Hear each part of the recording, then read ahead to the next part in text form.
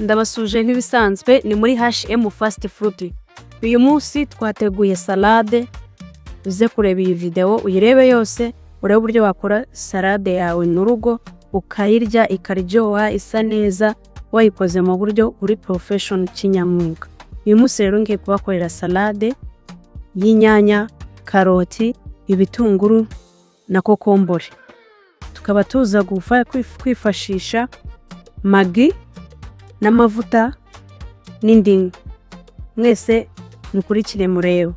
Tugiye kubanza dukoreshe kokombure yacu tuyisukemo hano, niturangiza dusukemo karoti.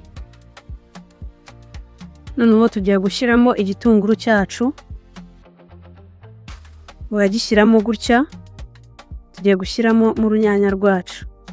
Noneho dukore seasoning. Turaza gukoresha ya mavuta yacu, murayabona ngaya turi kuyasukamo, nawe uze kubikoresha. Niturangiza dukoreshe umutobe w'indimu, murawubona ko twawuteguye ni gutya.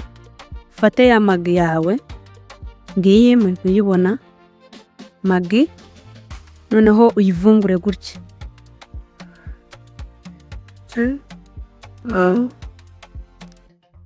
Shyiremo magi kunguku ndi kubikora kugira ngo salade yawe ize kuba iryoshye, ifite taste isa neza ku buryo udashobora kuyihaga, ahubwo warya nyinshi bikarangira n'ibiryo utabashije kubirya.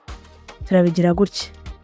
Murabona ko tumaze gushyiramo bya bindi nababwiye mbere. Noneho tukore ku buryo tuvanga salade